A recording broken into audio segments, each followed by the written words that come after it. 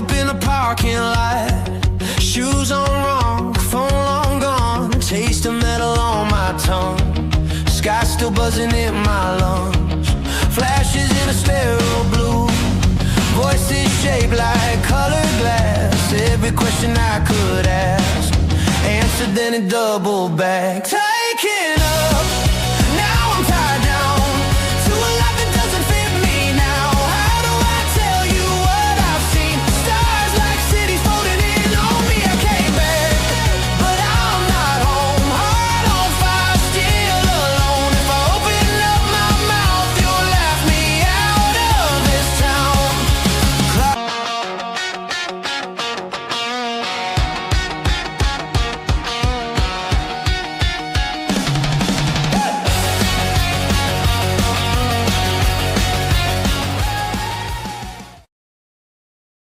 My name is Dale, and I want to welcome you to Observer of Anomalous Objects. Your first time here, let me go ahead and ask you to hit that subscribe button and also help the channel out by sharing it. I'm really, really excited today because we're going to be bringing on the one and only Chris Sharp. I'm telling you what, I don't know of anybody outside the U.S. that's done more work in helping to try to bring about disclosure than my friend Chris Sharp. Let me go ahead and read his bio real quick for you. Christopher Sharp is a British investigative journalist and the founder and editor-in-chief of Liberation Times, a publication recognized for its in-depth reporting on unidentified anomalous phenomenon, UAP, government transparency, intelligence matters, and defense issues. With a background in communication, Sharp has become one of the most prominent independent journalists covering the modern UFO disclosure movement. His reporting has broken stories involving congressional UAP investigations, Pentagon programs, NASA initiatives, and whistleblower developments. In addition to his work at Liberation Times, he has contributed to mainstream outlets and is frequently featured on podcasts, documentaries, and media discussions examining the intersection of national security and the UAP phenomenon. And without any further ado, let me go ahead and bring Chris, the one and only Chris Sharp, onto the podcast. Brother, it's so good to have you back on. How's life been for you lately? Yeah, I'm really, really good. Thank you. Thank you, Dale. It's wonderful being on your show. Life is good. Life is good. I got a new background right here. I love it. Yeah. This is not a fake background. This is all real. I feel kind of like Alan Partridge, though, just on my couch right here. For those American viewers, check out Alan Partridge and you'll know what I mean. It's pretty cheesy, just like on my couch. Well, I like it, though. It's kind of like chill. It's kind of kick back. I told you we're just going to have fun today. We're just going to talk about the, Disclosure Day movie. There's so much on that really had me going. But I want to show you the human side of us, at least me anyway. I had this issue with my phone carrier, and I don't know if it's going to end up with me being all amped up or if I'm going to have an adrenaline dump here pretty soon, because I tried to sign up to a different cell phone carrier, and it was a mess from the beginning to the point where I finally said I had enough. I never activated any of my phones. And when I was trying to cancel it, they were trying to charge me $80. And I went through the roof on it. It's like you're trying to take, I don't have many dollars left in my pocket, and I'm not about to be charged for something where I got absolutely no service. And that just shows, I hope that shows the audience that you and I we're just regular people. We're just like them. I just happen to be a podcaster. You happen to be a journalist, but at the end of the day, we're human beings. Amen. Absolutely. Like if my bins aren't collected, I'm straight on the phone to my local authority complaining, saying what's going on. Everyday life stuff happens. And this fills up most of my life. And I can imagine everyday occurrences fill up much of your life as well. So, we all live the same. We'll go through the same kind of, I won't swear or anything, all the same stuff. Yeah.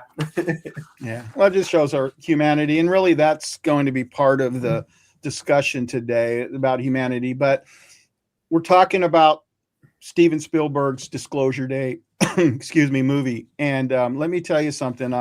I've seen it twice, and it was really moving. I keep getting comments from my friends, basically that they cried through the movies. Even Steve Bassett, he was on Wednesday, and he talked about how he cried. And what I've noticed is that some people are crying because of vindication. You know, I've had several of my friends, I think Gazbo pilot there, number one, Gary, my friend. I think that's what he said. But then there are other people like my friend Anna, the Nordic Queen.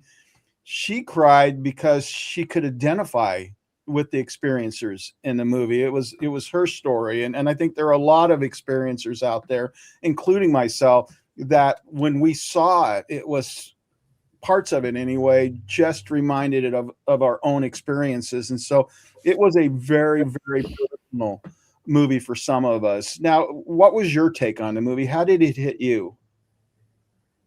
I mean, I felt quite emotional as well. And it just feels that as an experiencer, you're being listened to, and your experiences, it looks like Steven Spielberg and the writing team have listened to the experiences and incorporated those things into the movie. I mean, I've spoken to people in Steven Spielberg's production company before, and I know that they're following UFO developments very, very closely. They're really, really clued in to what's going on. It's not just Stephen person; he just has lots of people around him who are just following developments. And you would even see that one of the main villains seems to look like Glenn Gaffney, the guy who was named as one of the gatekeepers in real life. You know, Colin Firth's character. He's got the beard and the glasses. He's got that kind of like Glenn Gaffney look. So the gatekeeper in the movie seems to represent the gatekeeper in the films in real life as well. So I found that really interesting. And then I also found like the animal representation as well, of like being non-humans. Because if you go back to like the ancient Greek gods and stuff, sometimes they would appear as animals and stuff like that. And I guess if you follow stuff quite closely, you'll see that there is kind of like an ancient Greek gods kind of angle to UFO disclosure, and apparently what's going on. And yeah, it's really, really interesting. So there's so many places you can take it, Yeah. Well, I mean, I thought that they did a lot of research. I'm not saying they got everything right. I don't know that in this field that anybody's ever going to make everybody happy, but I thought there was a lot, and I'm trying real hard not to, give away too many spoilers, but at the same time, we're talking about the movie, so that should be implied a little bit that there are going to be some things brought up. But the animals, you can see that in the clips and stuff like that. And it's not hard to figure out that they're not really animals when that one clip where it's like a deer or something, a buck, and then all of a sudden it turns into a gray. So I don't think I'm breaking anything by saying that, but so I think what you're saying is true. People talk about seeing owls and deer and all kinds of different things. So I just thought he covered a lot of the major, Kecksburg, Roswell, a lot of different things. So I thought he did his research. Did he get everything right? Like I said, I'm not saying he did, but I think he put a good effort into doing it. And we'll get to this in a minute, but to me, it felt more like, even though it was Hollywood, it felt like it had a kind of a realism to it that I'm not sure that those outside of the community would pick up on as easily. And so I think it really, really spoke to people like you and me. I think it spoke really well to people in the community. So let me ask the next question, Chris. We're talking about how it was received in the U.S. Steve and I talked about it last week. I didn't check the numbers this week. Last week it was about 160 million. Steve thought it would take about 320 somewhere in there to break even. And I don't think there's any doubt that it will break even, but for some reason it did not mask the numbers that some people thought it would. And I don't understand it myself, but how was it received in the UK? That's the question. The US, I think it was received well, maybe not blockbuster, but well. How about the UK? It was received well enough in the UK. I think just kind of like the zeitgeist at the moment in the Western world is that movies and going to the cinema doesn't have as much of an impact as it used to. Celebrities, Hollywood stars don't have that kind of like pull-in factor as they used to. It's just such a fragmented kind of like media world now that whereas kind of like a movie could dominate culturally on a regular basis back in the 90s, the 80s, 70s and whatnot, it doesn't really have that pull factor now. You do have some instances like Oppenheimer and Barbie, for instance, so but it's less regular now that you have that. So it was always going to be quite a toss to do that. But yeah, it was a great movie. Sorry, I got my daughter in here. I have to get my wife to come and pick her up. One moment, sorry. Well, we're kid friendly here, that's for sure. Thank you. Do you think the audience though thought it was more like just another sci-fi movie, or do you think that they that some of many of them maybe could look at it and say, this is closely following what's going on, at the hearings in the US and stuff like that, and following, the stuff that's unfolding. So which way do you think most people went on that? I think in the UK, it doesn't I don't think people are following it as much in the UK. I think that it probably would have had a bigger impact in the US because I feel that just more people are paying attention, because it's happening in the US if you're in politicians. In the UK, like the regular person probably doesn't pick up on that as much. But it would be different, like if our politicians were going through these hearings and stuff, and it was making just kind of like domestic news. So yeah, it doesn't really. What's it going to take, Chris, for that to happen? What's it going to take for your politicians to finally get on board with this? Are they going to be like so far behind that disclosure comes out and then they finally admit it, or is it moving forward? Do you see any examples of in the UK how the disclosure movement is starting to make some headway? It's not making any headway at the moment. From my understanding, the UK and our analysts, we see the same sky, we see the same ocean, we see the same space as you guys do with our own systems. So we're picking up stuff as well in the UK on our platforms. And from my understanding, there have been historic retrieval missions involving UK military assets.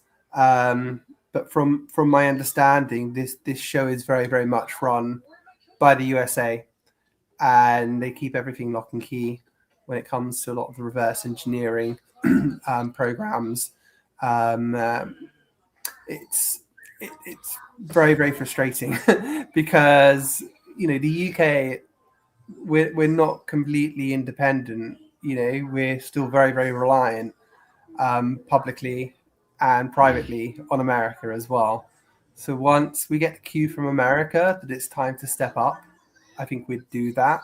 But until America is ready to push that button saying full disclosure, this is what's going on, then I don't think that we're going to follow suit just yet. I think we are. I think government officials are nervous though of being left behind.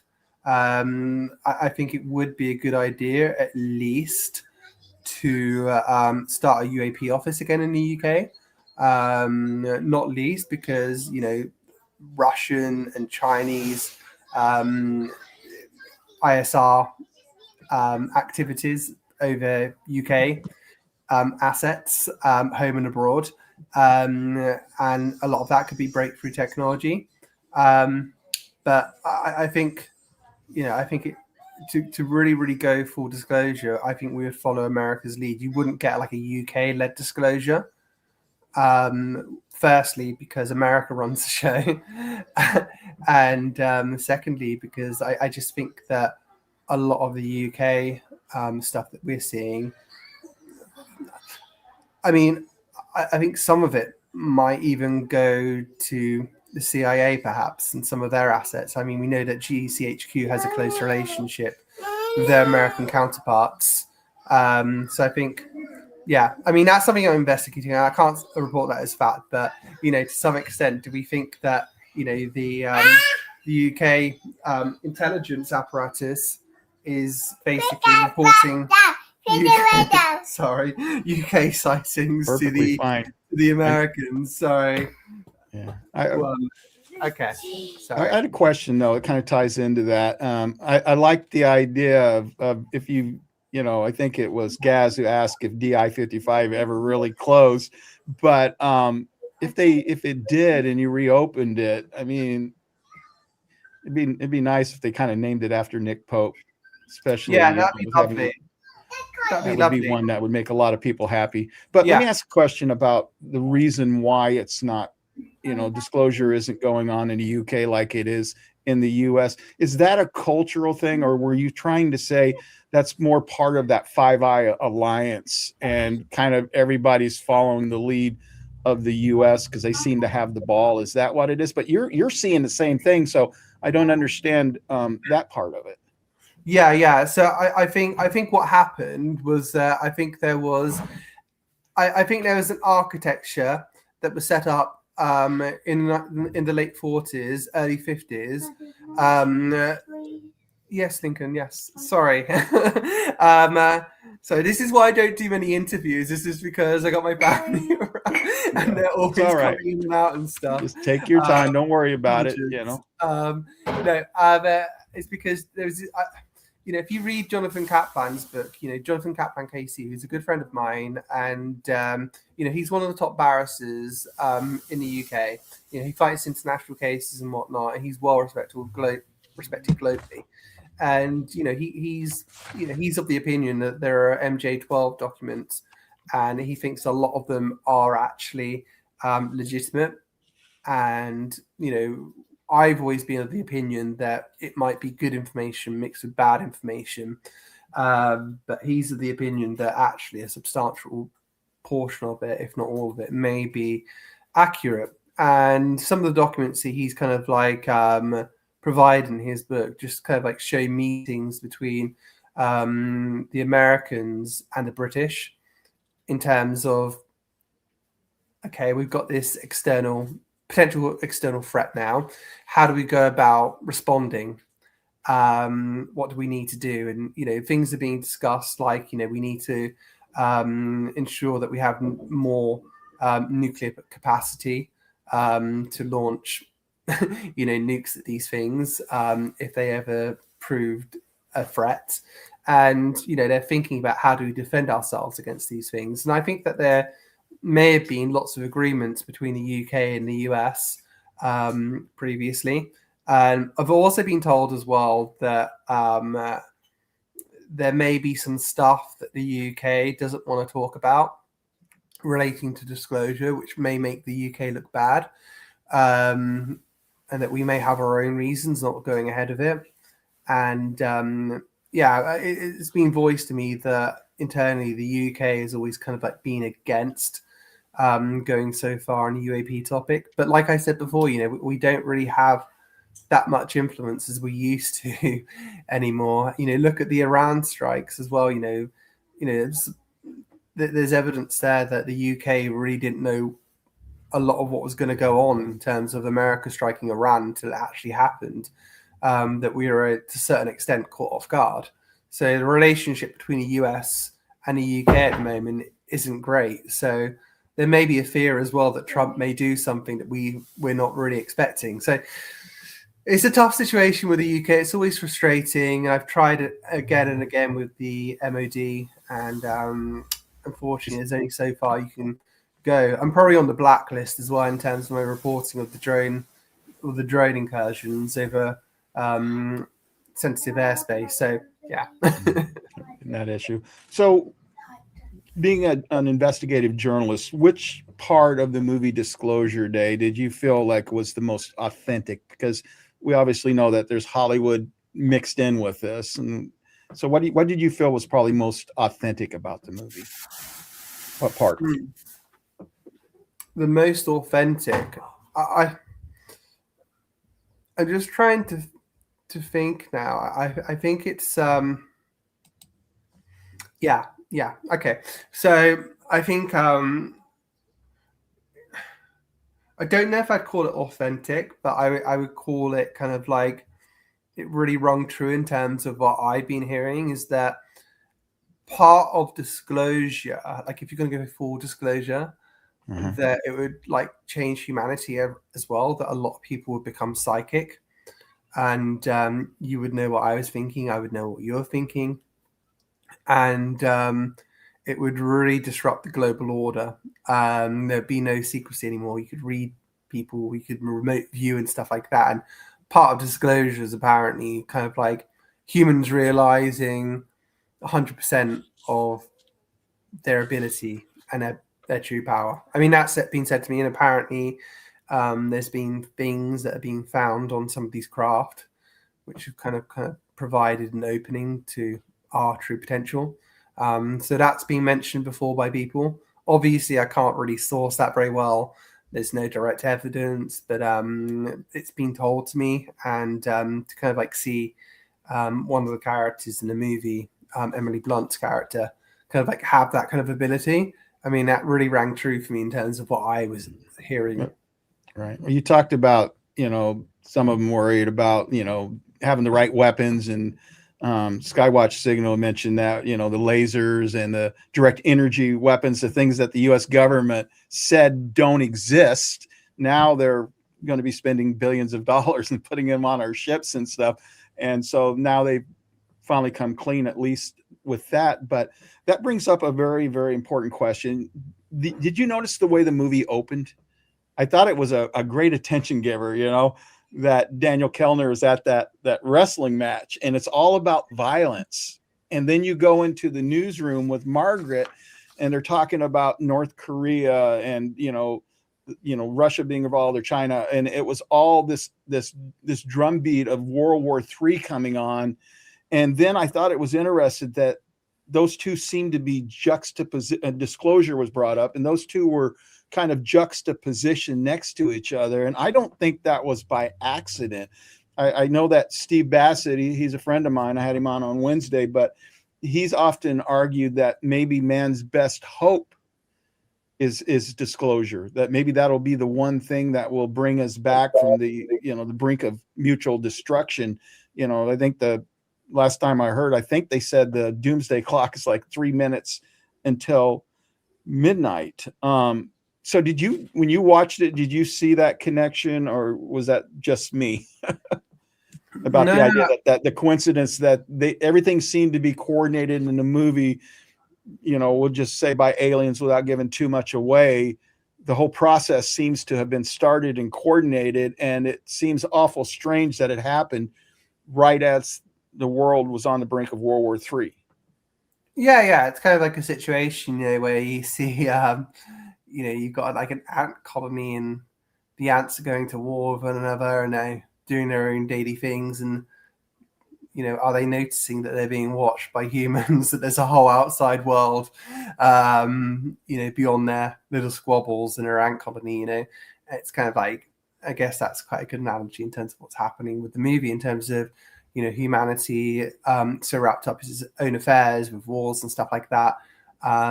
People forget to look up, and it kind of like feels as well that like to actually really grab people's attention with the current media kind of like atmosphere in terms of TikTok and things like that, and people only having a certain type of like attention span, and headlines changing all the time, no story dominating anymore, much like the movies as well. It's kind of like you have to do something really, really big to capture people's attention.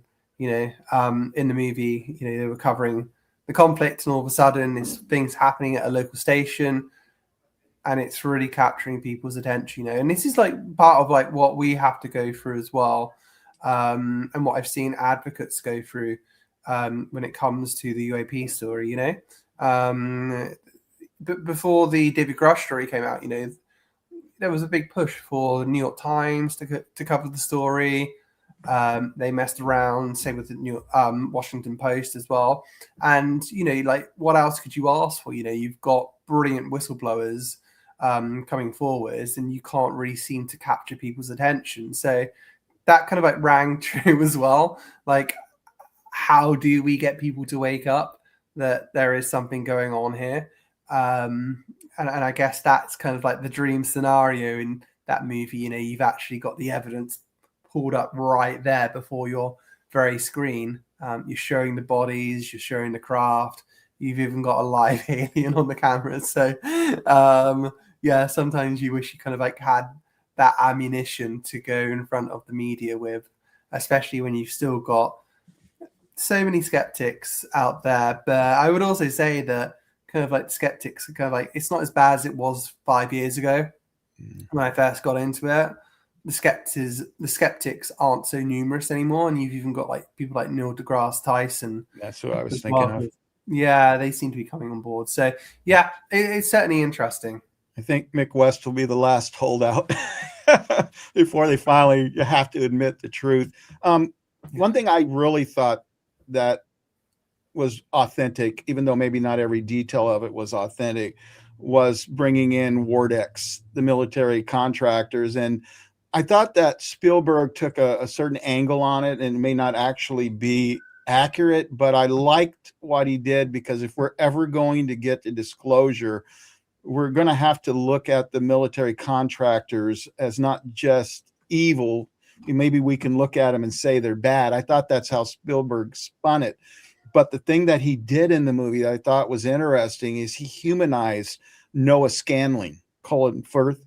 He humanized him by bringing in, that he had lost his wife in the movie. And so I wonder, based on the research you've done, we've all heard the horror stories of the military contractors. I've had Jason Sands on, and he talked about basically being ordered to shoot this person with a hood over their head, and he refused to do it.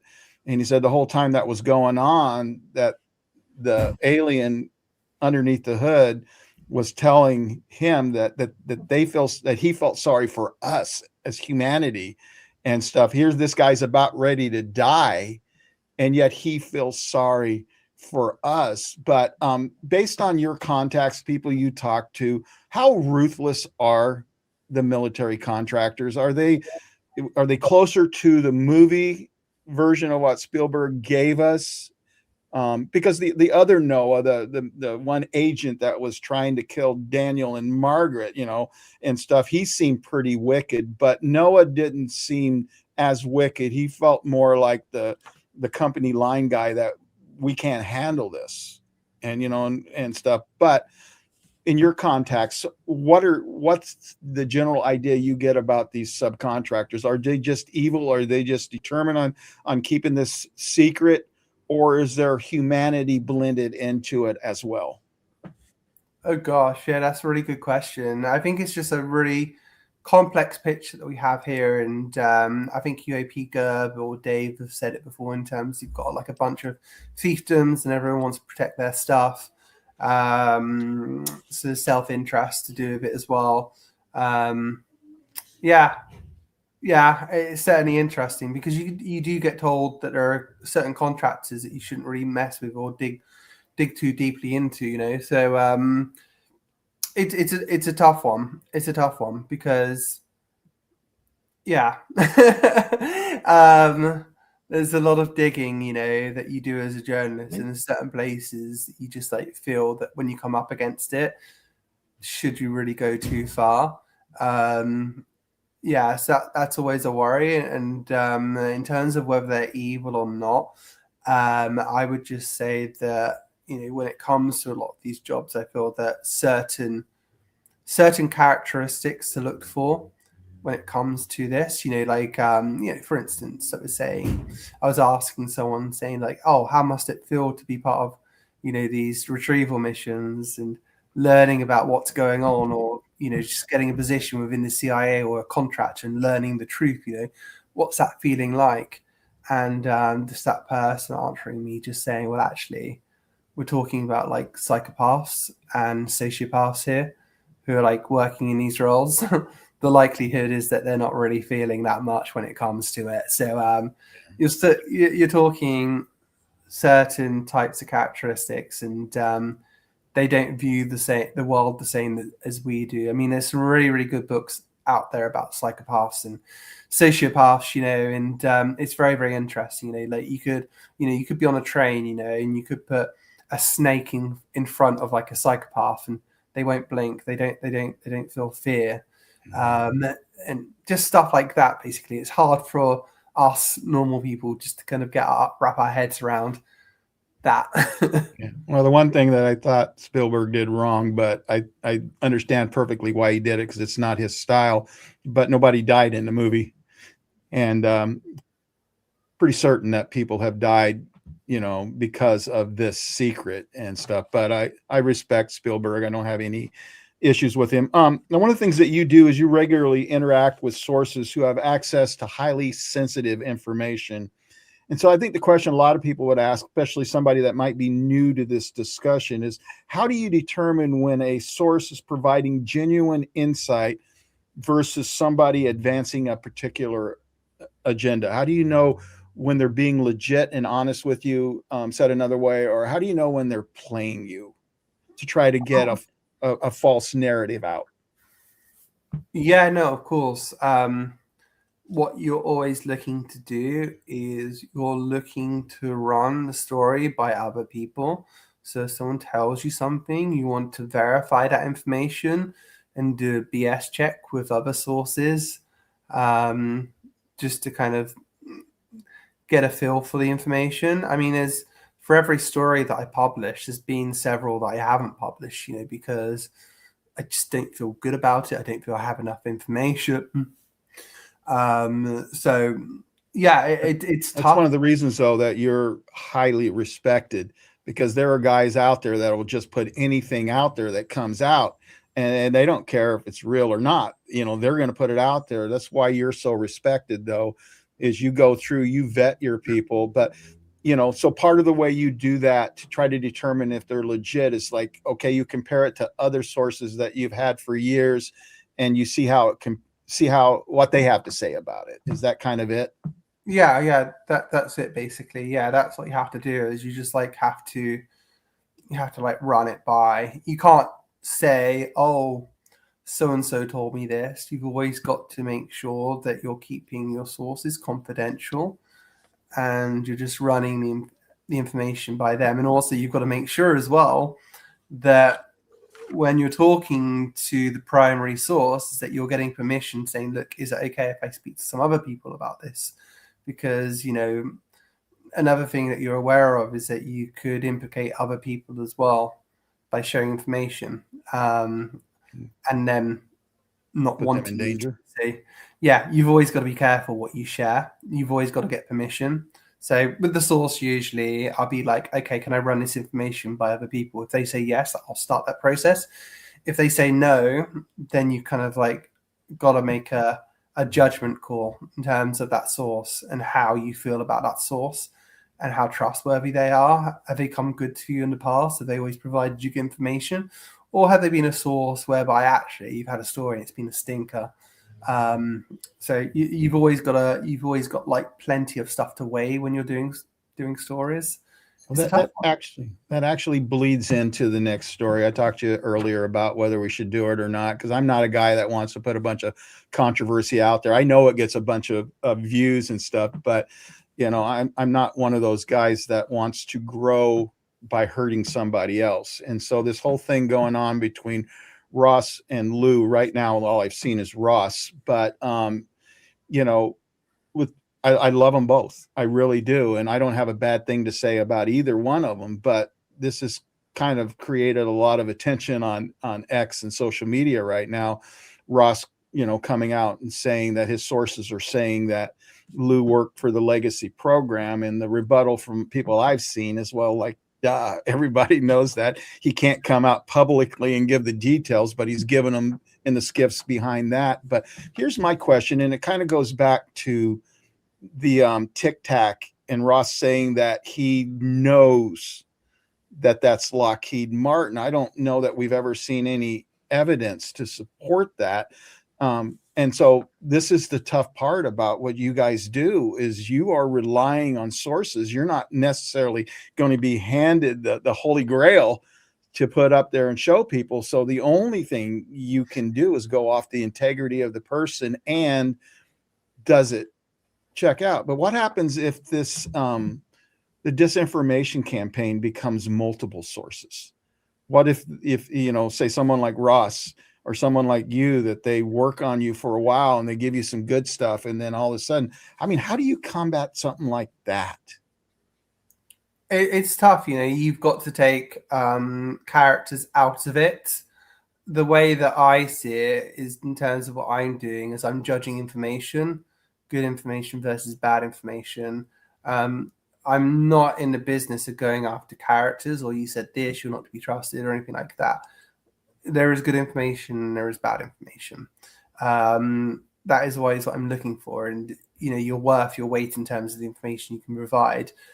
I respect both Ross and Lou. I've got friendships with them both.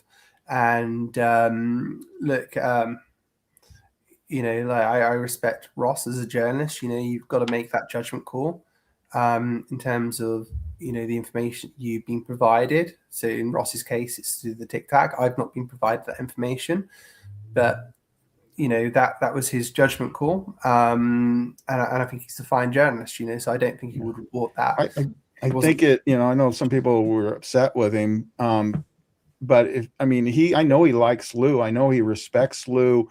And I thought he tried to word it in a good way, but maybe because I've met Lou. I respect Lou. I trust Lou. I get hammered from people sometimes over that. But I trust Lou.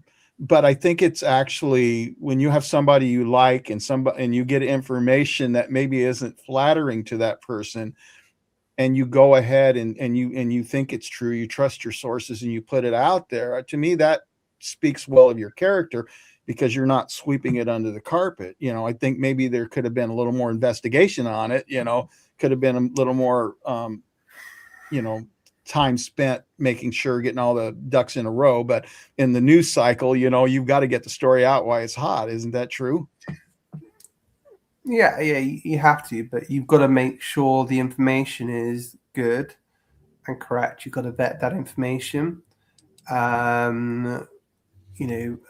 Everyone who has kind of gone on record about, UFOs in terms of being whistleblowers, they've usually got a DOPSA, or the intelligence community, or CIA equivalent of doing it. If you don't have that, you don't speak. This is why, when whistleblowers speak in hearings and stuff, they usually got a lawyer behind them, or they've been briefed by their lawyer in terms of what they can and can't say before they do that. And that's why, you could have closed sessions as well, when you tell, representatives or senators under classified settings in skiffs. So, you have to deal with that. And I know no one so far, from understanding, who have been part of the legacy program in terms of retrieval or reverse engineering programs, who, in the modern day at least, who have kind of like spoken about these and broken their NDAs. So it's really, really tough. I don't think it's controversial to say that Lou may have been part of a legacy program. He's never denied that. He's just said that he's not had permission to do that yet.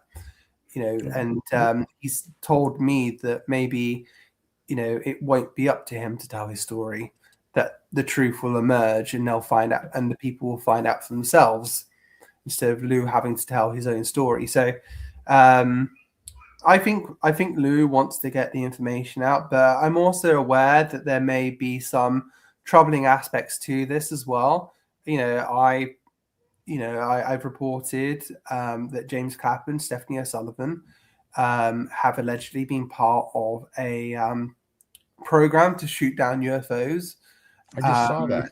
and retrieve them. So those are really, really serious allegations. Clapper And brought that up, right? so Dave Or did Grush you- brought that up. So Clapper okay. said in the Age of Disclosure that he knew of a program to track UAP above Area 51, like a US. You just reported on that, right? Because I think I saw that today. So when that story broke, I approached the US Air Force. They were unable to deny that allegation. They were unable to deny it. And then from there, we had Dave Grush, who basically said that James Clapper was part of this effort. And I later found out that Stephanie O'Sullivan was working with him whilst they were both at ODNI. And there are others implicated as well, and I'm sure their names will come out in time. But Clapper had enormous power when he was in ODNI to get people in the right positions to help him out.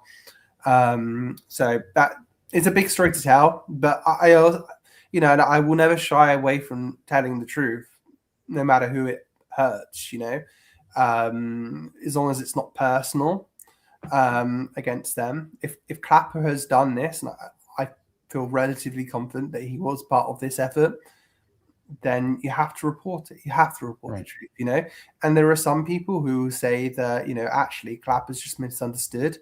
He's actually a good person. And then there are other people who say, actually, Clapper's really, really bad. He wasn't a nice guy. So, you've kind of got to take away that character aspect. Was that person good or was that person bad? You have to kind of keep to the facts as you know them, as you understand them, or the allegations in this case, and just put it out there in terms of the information. I don't know why James Clapper would have been part of an effort to shoot down UFOs.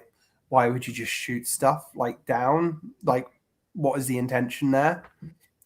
So that's part of that's pretty disturbing to me. And also you got to think as well, okay, so if Clapper and anyone else around Clapper were implicated in this program, which is quite troubling, as I think most people would agree, why would you kind of kickstart a process of controlled disclosure, through TTSA and, other individuals who may have been part of a legacy effort, if that would implicate you, especially if it was something to do with illegalities and stuff like that? Some people would say, well, actually, they need this so they can get immunity to cover themselves. Well, my argument would be that, this has been secret for decades now. Surely they didn't need to do this. But that raises troubling questions. It raises, firstly, it could be that the Chinese are making, groundbreaking breakthroughs in terms of reverse engineering this technology. Part of me thinks that some of the stuff that has been occurring over the east and west coasts may be in Chinese activity using exotic technology. So maybe they started seeing that and they're like, oh gosh, we're seeing real signs of breakthrough technologies here. We need to make sure some of these programs are opened up so we can get more people on them, because this is a real big race here, and a race for global supremacy. Or it could be a scenario whereby maybe there was a good reason why this shoot down program was occurring. Maybe there's something along the horizon which could be bad, an impending event, and maybe they wanted to get ahead of it, which is why they had this disclosure process. So for me, that's the bigger question. Why now? Yeah, and stuff. You were talking about whistleblowers, and right before we talked about Clapper, and that was a good segue point, but I wanted to make sure you went on with this because I thought that was a very, very important point as well. I'm glad that we had some time to talk about that. But one of the differences in this movie about whistleblowers, and let me tell you something, I have several friends that are whistleblowers. So I think that they're stand-up guys. I respect that they will not break their NDA because they made an oath. They don't want to go to prison. But one of the things that was different in the Disclosure Day movie is that Daniel Kellner, you know, not only did he break his NDA, which none of the ones who've gone to the hearings have done, and I'm not putting them down for that. I'm just saying that was different. And the other thing that was different was the fact that he brought stuff out of Wardex. So he brought actual evidence out. And so I'm not really going to get into the details of which is better, because there could be problems with the way that Daniel Kellner did it. Even in the movie, his own girlfriend, Jane, was challenging if this was even the right thing to do, because the consequences of doing it would be on his shoulders now, you know.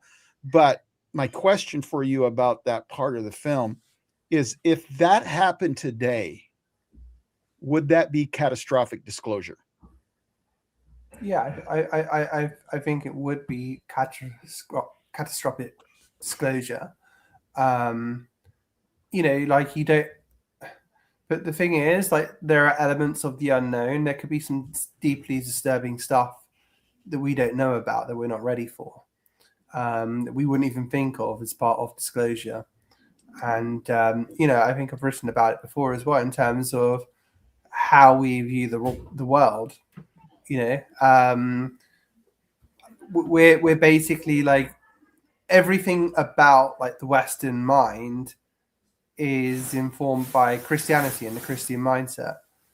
You know, even if people don't see themselves as religion, you know, like even like the woke movement, for instance, very, very religious in terms of, you know, not overtly in terms of, oh, we're doing this because of the Bible, but the way of actually framing things, the way that we see the world, it's very, very different to like the Greco-Roman world that came before, you know, about how things were viewed then, in terms of like, you know, the weak were not to be admired, for instance. You know, it was all about the strong and powerful and stuff like that.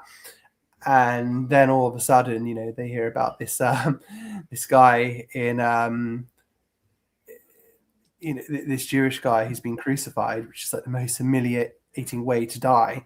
And suddenly this person is being kind of like looked at as a god. Mm-hmm. And the Romans like, what? Like, no, Augustus Caesar is like God on earth, you know, he's powerful, you know, he's rich and all this stuff. And kind of like Christianity just kind of like backflipped everything. And, you know, a lot about how we view the world is kind of like informed by that. So all of a sudden, if you're dealing with like a non-human intelligence and stuff like that, its value system, you know, like does a non-human intelligence, for instance, have religion? Like, if it does, that is a question. That's a question, and I've had with some friends, is like, you know, I'm a pastor, but I'm open-minded, and I don't claim to have all the answers, but so I listen to what other people say. And one of their things is, you know, are our religions their religions that they're passing on down to us?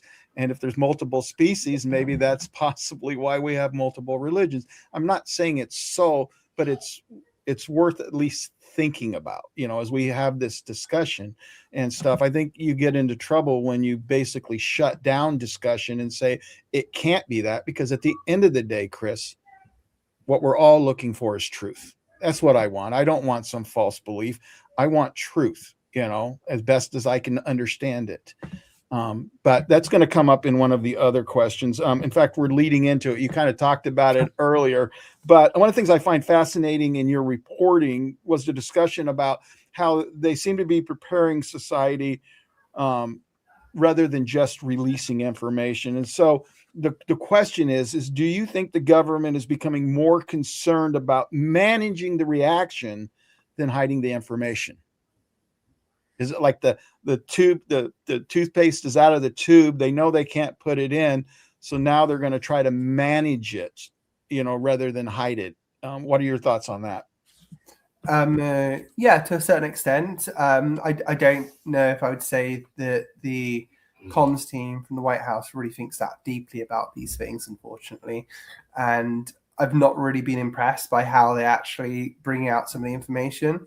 It's kind of like, oh yeah, we see some weird thing in the sky doing something extraordinary, but you make up your own minds, America. Americans can make up their own minds. Like, no, like actually 99.9% of people, United States and the whole world, are not trained observers. They don't know what they're looking at. And you're giving them stuff basically without any of the analysis that would have happened. like, usually associated with these things, you would get, multi-agency analysis, showing signatures and, radar information, and other sort of things, just to give you a solid grounding on what we're dealing with. What was the speed? What did the pilots say, or the people who are operating these drones, what their testimony? So this is the trouble when you're dealing with these things, because it's incomplete information, and you're basically telling people to make up their own minds. Well, that's actually quite difficult, when you're not given the complete information. And the same thing, happened with NASA's own study group, them trying to debunk some of those incidents that occurred, like the Go Fast video. Well, you're making a judgment about how fast these things went. You didn't talk to any of the naval aviators involved. You didn't get any of the radar information. You're basically just getting one video, and you're just led down a path basically that just makes it easy to debunk things without any of the data. And that's what we're still very much deprived of. But, I have been told that we could get as far as the process in terms of actually kind of admitting that there are these things in the American government's possession, non-human vehicles. And the only way to do that, from my understanding, is just by doing it directly by the president, by the White House. We can't rely on Congress anymore. Like, year after year, the UAPDA fails because there's so much corruption.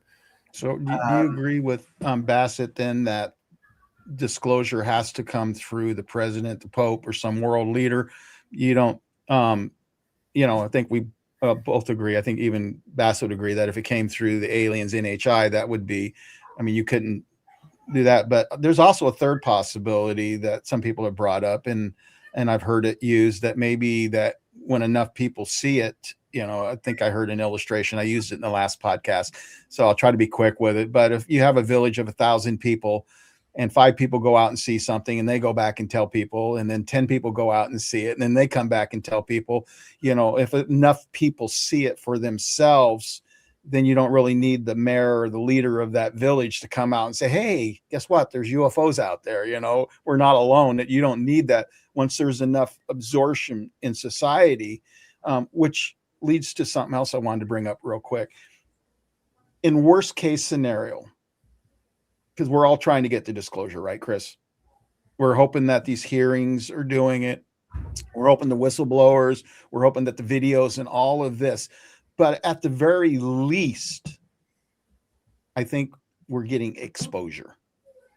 And I think that's why we're seeing the mainstream media starting to cover this stuff. That's why we're getting movies like Age of Disclosure from Dan Farah, and now Disclosure Day by Spielberg.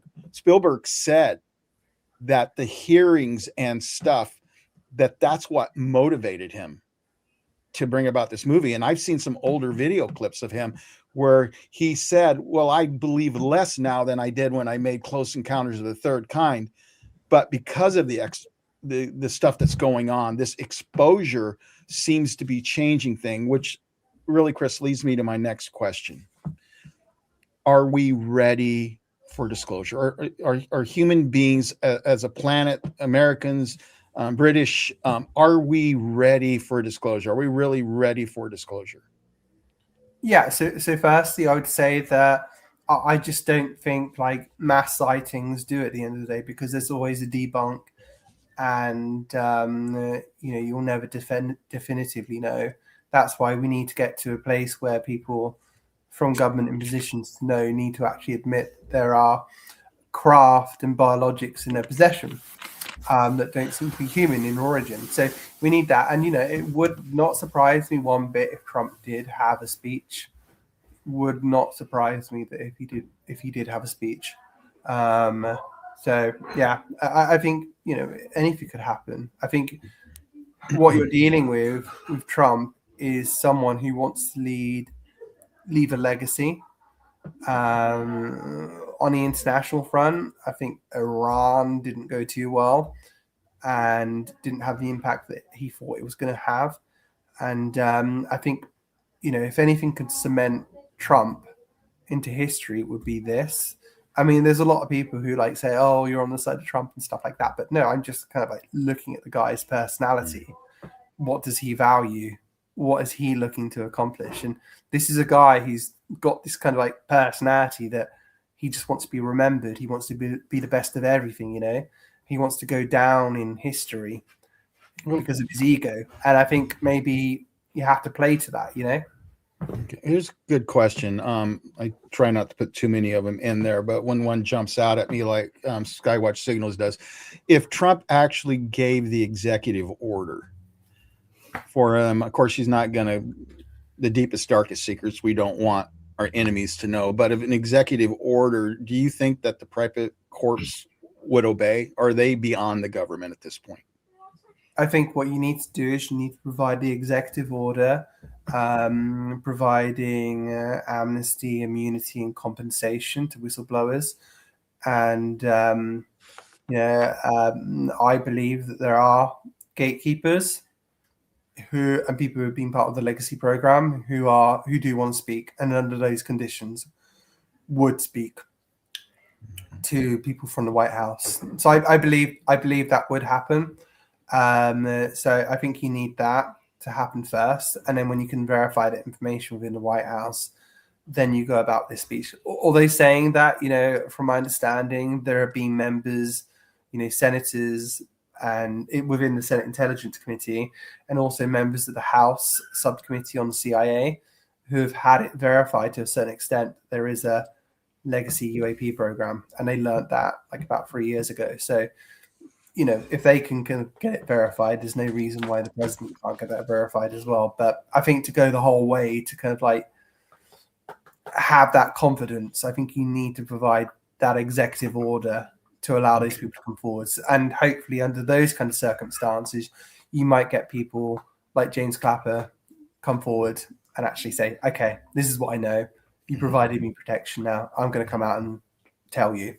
I think it'll be like a landslide when it finally happens. It'll be like that. But we've been told, and you know, I was doing a little bit of research on this about whether we can handle it or not, humanity. And so the panels that we know about, the Robertson panel, basically brought about by the CIA, said that the public's accessibility to mass hysteria, that was one of the fears.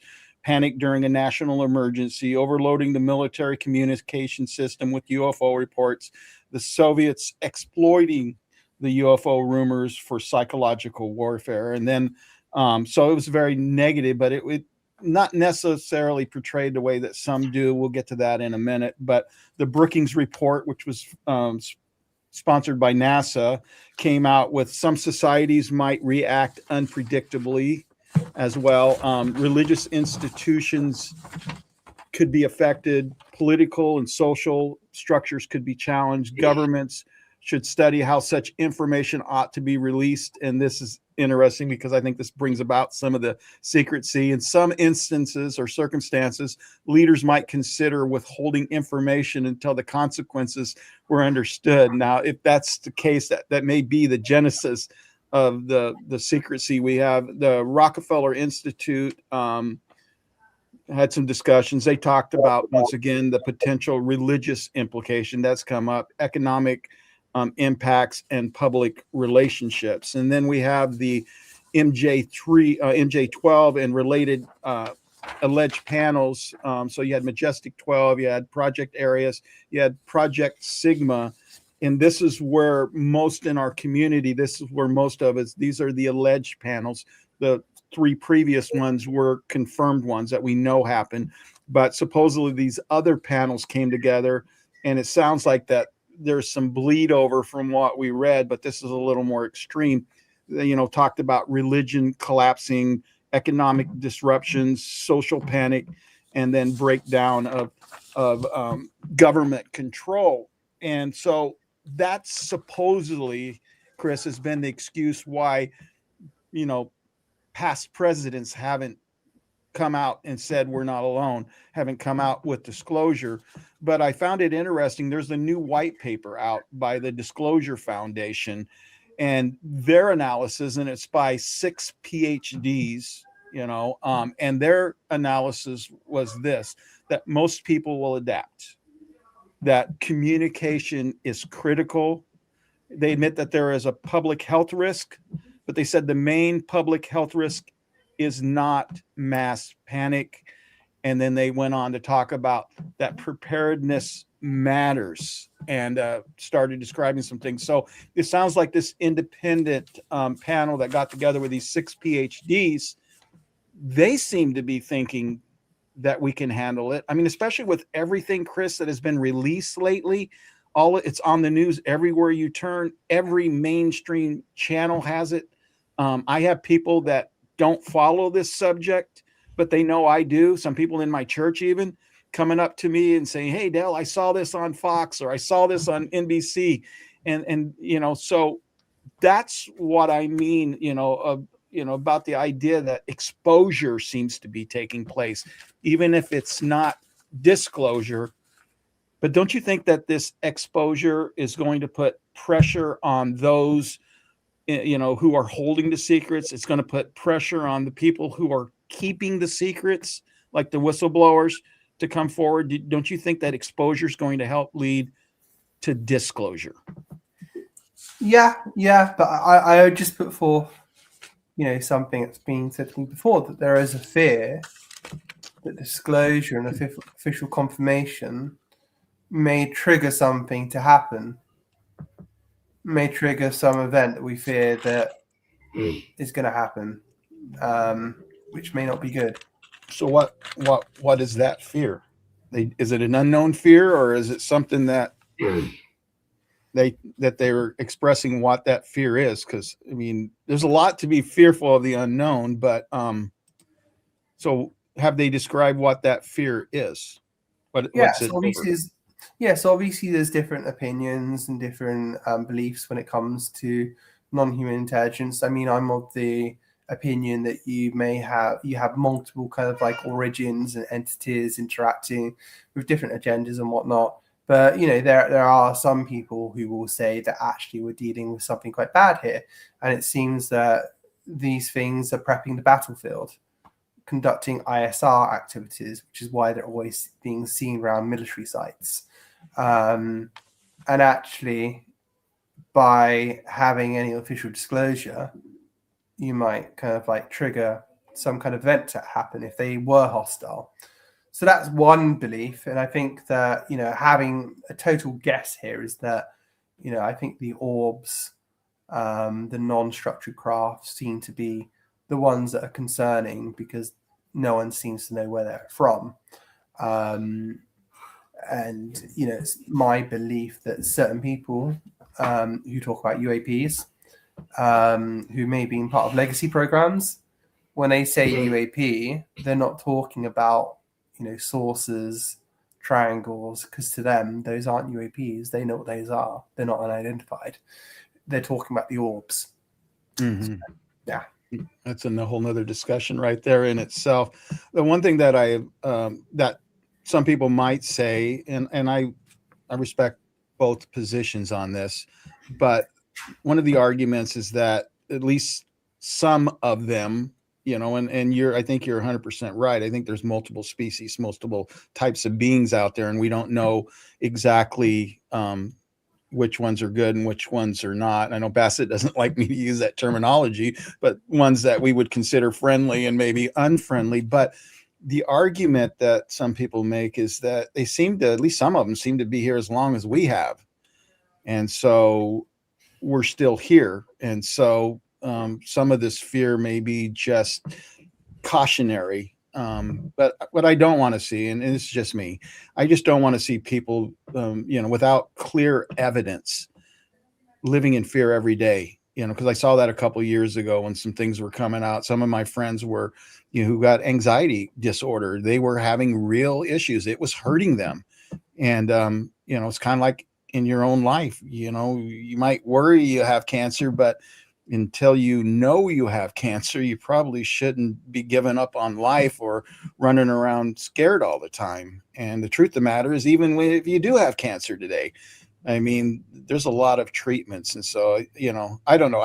That's just me. I prefer, to wait until we know, but I guess we have to prepare at the same time. So I respect that if they do turn out to be bad, but I don't know what nuclear weapons are going to do for us, Chris, because there are clear documented cases where they've shut them down. And so if we're depending on those weapons, I don't know how much we can depend on them. So I don't know. I mean, it's a tough discussion, no matter which way you go. I did hear Chris Mellon get on and talking about them being a threat because they can jam our radar. And then Admiral Gallaudet said they're a threat because of biological effects. And I respect both of those men highly. But I think if you're going to state a case for them being a threat, I mean, I don't know, those two are the best examples of that. And those men are smart. So hopefully they will, or maybe they can't give us the other reasons, I guess, is the other possibility. Maybe it's classified or something. Yeah, but like, I think what some of them mean is that, like, if you're on a runway, or close to a launch pad of a rocket, say, is that threatening to you in terms of being quite close to where that's taking place in terms of a rocket taking off? Probably, yeah, that's threatening to you. Does that mean hostile intent? That's one of the things that we have to separate as well: hostile intent versus kind of like being a threat. Yeah, something could be a threat to you without having hostile intent. So hostile intent is the key words we're looking for them to use. That's really important. Yeah. I'm glad you brought that up, because that, that's a very good point, because once most people hear the word threat, if you're a threat to me, I'm thinking that you're somebody is going to hurt me. You're somebody out to get me. But I liked what you just said about intent. It's like you can hurt somebody accidentally, and maybe if I'm driving recklessly, I'm a threat, but it doesn't mean that I'm intending to hurt anybody. And so that was a great comment you made. So do you think, as we're still talking about this, we'll try to, I know we're about an hour already. Do you think that when disclosure happens, do you think it will unite us? Do you think we'll become human beings first and citizens of a nation second? Or do you think it'll be more of the same? Do you think it will help, or we just go on, or maybe even hurt? Yeah, like for me, it's always been what does disclosure means, because so much of the stuff is classified. Like, what is really happening? I don't know. Like, some people claim that there's that UAP are being gifted to different nations. They compete against each other to keep a conflict ongoing. I don't know. Is that correct? Well, if that's true, that means whatever we're dealing with doesn't have our best interest. At heart. And there's other people who are basically saying, look, humans are the evil ones. We need to join our galactic brothers and sisters. Other people will say that, well, actually disclosure means kind of like realizing 100% what it is to be human, having new abilities and stuff like that. So it just depends what disclosure means. I just feel that kind of like, when all these places like the UAP Disclosure Foundation will be doing its kind of implications, I feel that the real implications are classified, that we don't even know what it means. And obviously that's predicated on what disclosure we get. If we get disclosure that, okay, we have these vehicles that are of non-human origin, we're in a race against China and Russia to reverse engineer them. So we're going to do kind of like a moon mission, we're going to get everyone on board to like work on this. And that's one way it could go. And if that happens, and I'm not sure if it will bring people together, people will just be coalescing to compete against China and Russia. So I don't know. It's a tough one. It's a tough one. It just depends what disclosure we get and what disclosure means, because there's different forms of disclosure, aren't there? So that's a tough thing. This is something I always complicated question. Yeah, it's difficult, isn't it? Yeah. Well, here's another question. Let's move away from something that might be a little bit of a hot button for some people, because, the way I look at it when it comes to this, whether you think they're good, bad, or otherwise, you've got to respect people's opinions, and especially experiencers who've had positive experiences, or experiencers or abductees who've had terrifying experiences.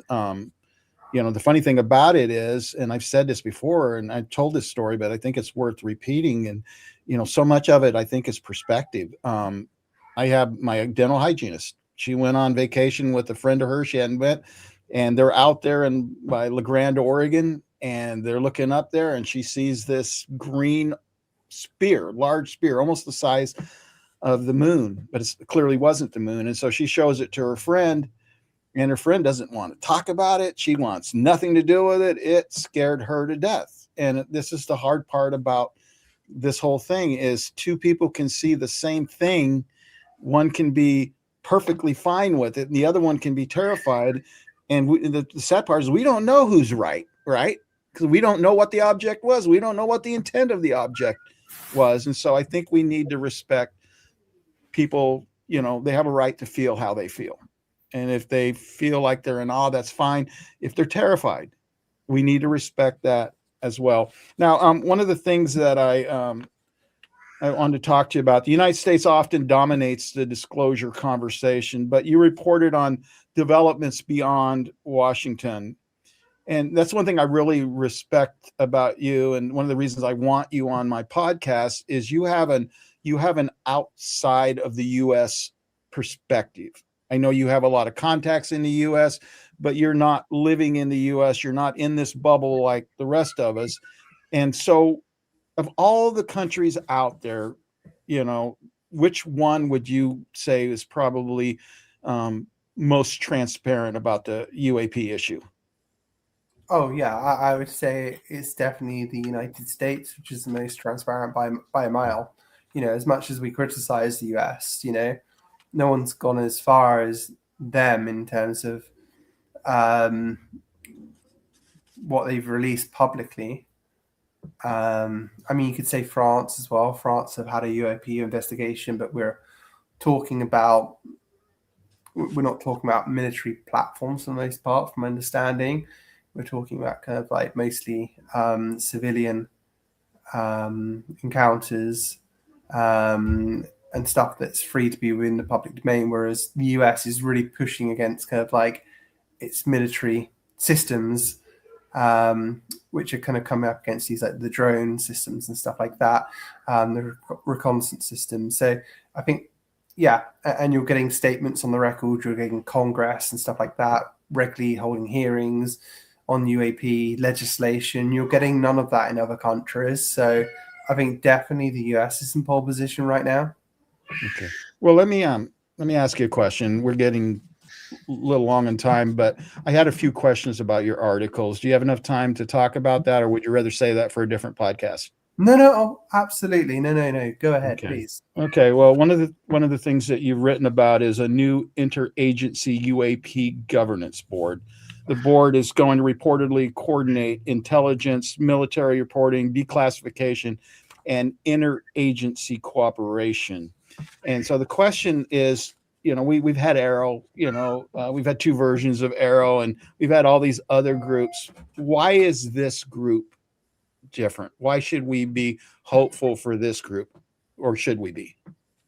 I'm not sure. I think actions have to speak louder than words. I think kind of like a parallel that you could draw is that you had, the UAP task force that was, really kind of like knocking on doors and produced a fantastic report on UAP, and we thought we already had momentum.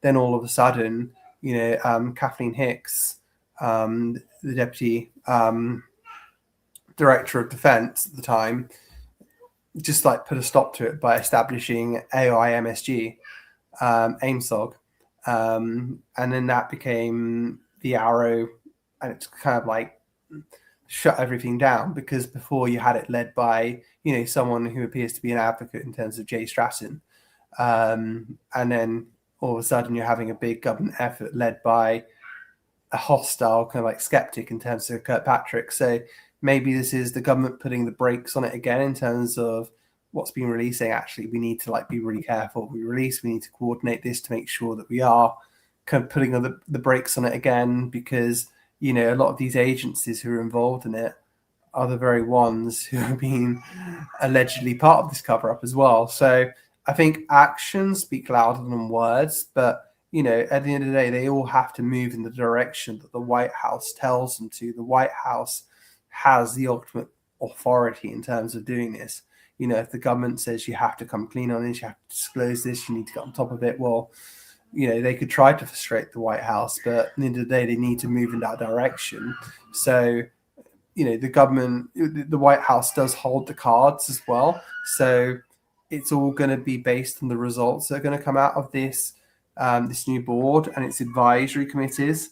So I think the results, we'll start hopefully seeing results within the next month or so, I'm hoping. And if it doesn't go as planned, if we're not seeing anything else, then I think it's time for the White House to really put its foot down. We're hearing reporting that Lou Elizondo could have a position in the White House. We know that Lou's recently moved to Washington again. So I would read into that potentially as something significant. We know that he's previously had a proposal for a UAP czar to coordinate efforts of disclosure within the National Security Council.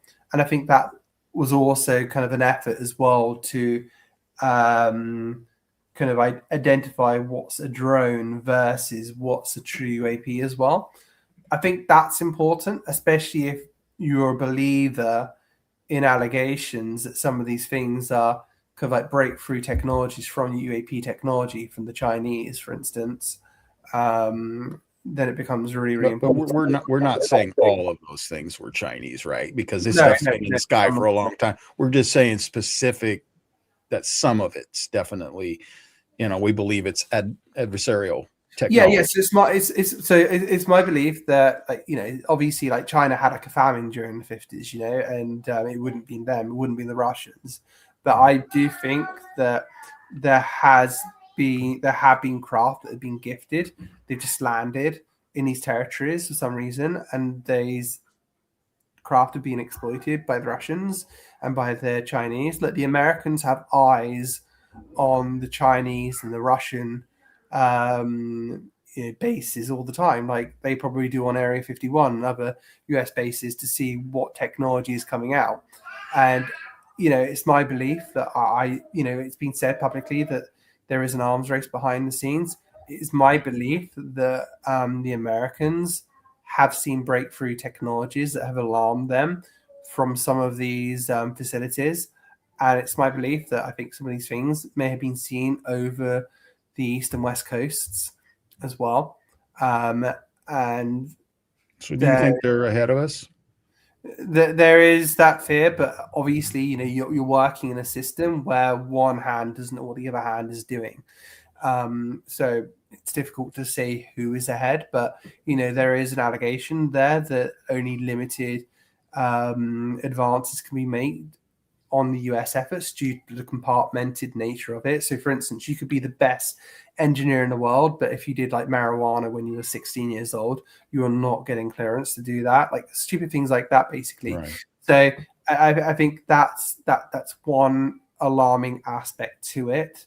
But no, I do believe that there is a mixture between kind of like non-human craft and adversary craft, perhaps based on UAP technology. That's my belief. It's my opinion. It's not a fact. It's just something that I like to believe. So in another article, you wrote about how 2 senators could make the difference, that they could actually help us get over the finish line. Why would they be different than the senators that we have now? What would be the difference that would make it where they could help push us over the finish line? What would be the difference between them and the Burchetts and all the different ones that were Burleson, all of them that we have right now, and Luna? Yeah. So that was Matt Ford's article that he wrote for me. So that was about the event that was held by Dave Grush and the likes of Luna and Burleson in Washington a few weeks ago. And I think, Matt really wanted to see Schumer and Rounds turn up, because it seems that they've really abandoned their effort to really kind of like galvanize this process again. I mean, they'll make the odd statement, but there's no real publicly recorded statement of them like being proactive and stuff, because we know that there's barriers there. I mean, Mitch McConnell's been brought up as someone who's frustrated the process, but we're not seeing any kind of like proactive efforts publicly, at least from Rounds and Schumer, to actually kind of like kickstart this. But I mean, from my perspective, you know, I think the most important people are the ones in the Gang of Eight. You know, we're talking about, you know, the Senate leader, the Intel chair, for example, and the vice chair. Those people are the real key people in terms of getting legislation through within the National Defense Authorization Act and the Intelligence Authorization Act. However, the wider perspective, and something which has been stated by Tim Gallaudet before, is that they will move in the direction of the president, especially if the president controls the Senate and the House, which he does at the moment. If the president saw it as a priority for something to pass, he would make sure he got that done. He would whip, you know, senators and representatives to do that. But I feel that at the moment, you know, there is no reason why, from my understanding, why the president couldn't just put some executive orders in place, you know, enacting the UAP Disclosure Act, instead of it having to go through this process again, where it could be watered down, it could just be taken out altogether from the NDAA. So I think we've got a real opportunity here. And, you know, yeah, Luna and Burchett and Burleson, they're not, you know, senior members in terms of being people within the Gang of Eight or leaders or chairs or anything like that within the Intel. But they don't have to, because they've got a direct line to Donald Trump. Okay. So yeah. That was one of the questions, whether just these people had to be committee chairs, you know, intelligence or something like that. Is that what, you know, was being stated? But you're saying that Matt Ford was trying to goad, you know, a couple of the senators, Schumer and Rounds, to kind of step back up to the plate. I didn't realize that. Many journalists avoid the UAP issue, and this, Matt, I mean, Chris, this is one of the things that really, I think, gains you so much respect. It's kind of the same thing with Matt, you know, Laszlo and Ross and people like that, people like you, George Knapp, is that you guys got out there reporting this stuff when it was not easy to report this because of the stigma that was going on. And I think most people argue that there, you know, since 2017, the stigma is starting to go down. But the question is it going away, or is it just going behind closed doors? Is that stigma more of a kind of covert action versus overt action today? What's your take on that? I think the stigma, it's not as, you're right, it's not as strong as it used to be. I feel like when reporting this, I've got a bit more competition. But I feel that the reporters that could get the real scoops, that have the contacts within the intelligence community, the defense world, and the political world, are the ones who write for the New York Times and the Washington Post. And if they really wanted to, they could probably break some really big stories when it came to this. That I feel that there is definitely a relationship there which is unhealthy in terms of this and how to report it, because I think they're promised stories and scoops on certain things as long as they pay ball. So unfortunately, we're not getting there at the moment because of that in terms of the reporting. So yeah, but yeah, it's not as overt as it used to be in terms of skepticism. I think Asian Disclosure did a really, really good job as well in terms of how it put forward these really credible witnesses and whistleblowers. And I think that won over a lot of people. It made a big difference. Do you think New York Times regrets not publishing the David Grush story? I'm not sure. You know, that was a big story. You would think, if, you know, and they're like the most powerful newspaper in the U.S., you would think that they would like to be the one carrying that story. We thought we had a chance in actually reporting that story in the Daily Mail at one point, before the debrief got the story, and they did a phenomenal job as well. Like, two of my friends worked on that story as well, and they did a fantastic job. But I remember, because like, you know, we weren't promised a story. There was just the opportunity that we could potentially have the story.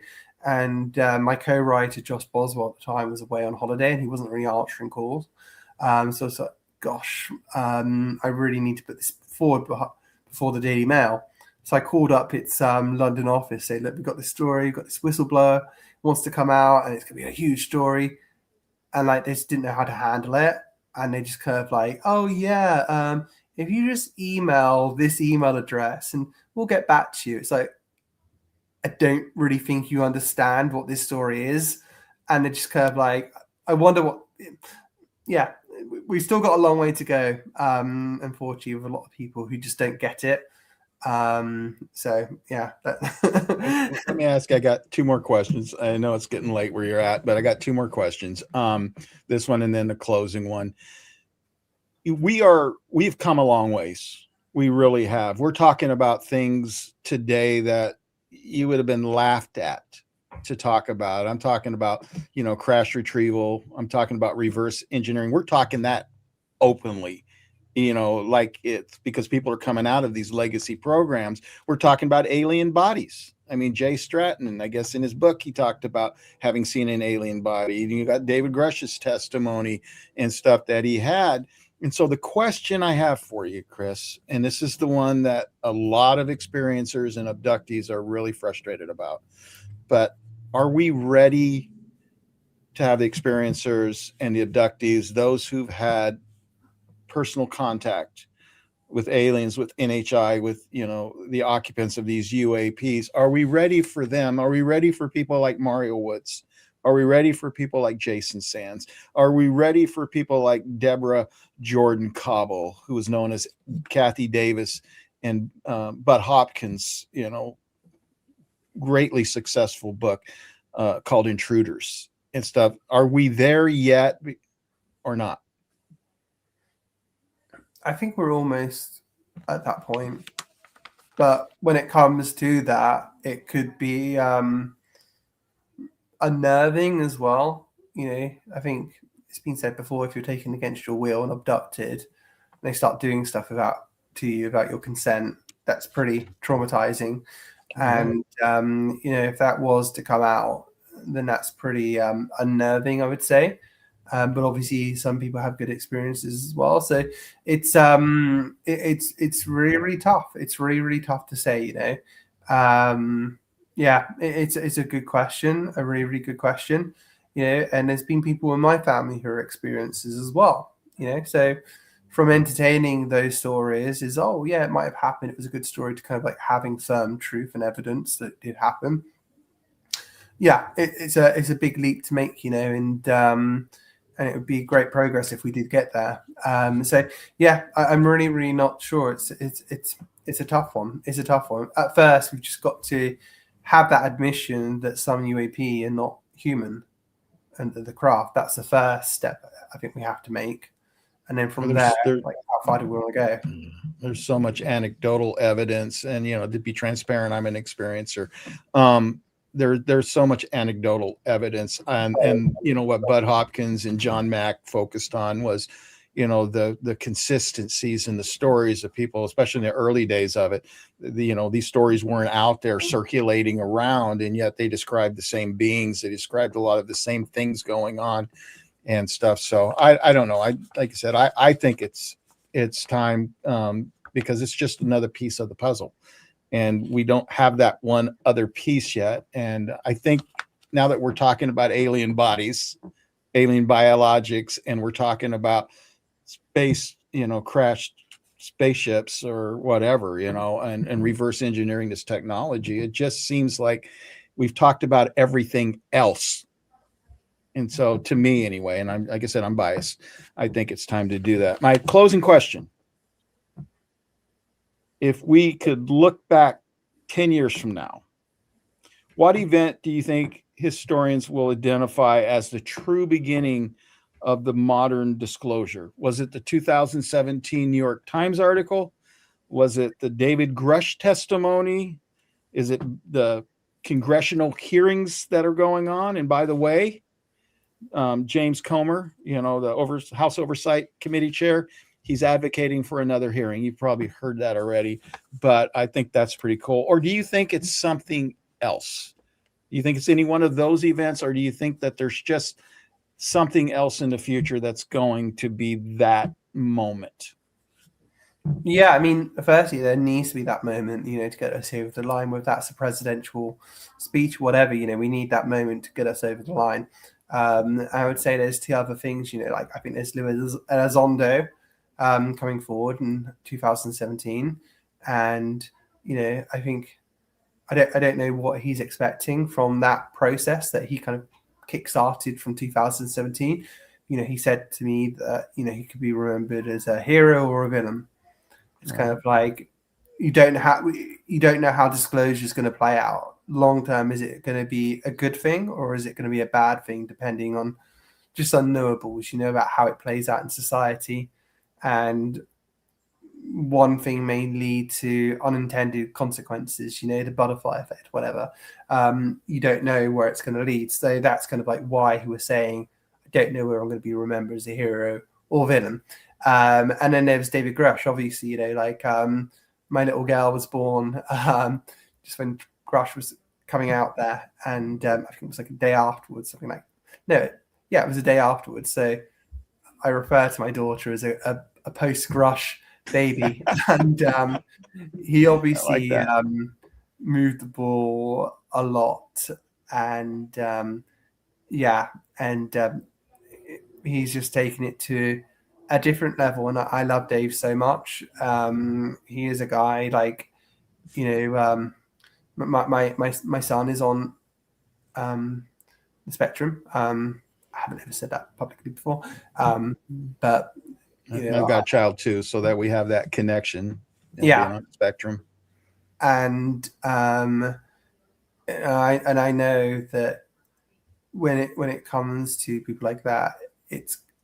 And I see this in Dave, is that he just wants the whole truth to come out. He won't negotiate. It's the whole truth, and that's what he wants. And that's why I love Dave, and that's why I can trust Dave when he makes public announcements. And he's really, really important. And the thing with Dave is he's mission focused. He treats this like any other mission that he's been on. He's going to get it done. He's going to see it through. And that gives me a huge amount of confidence.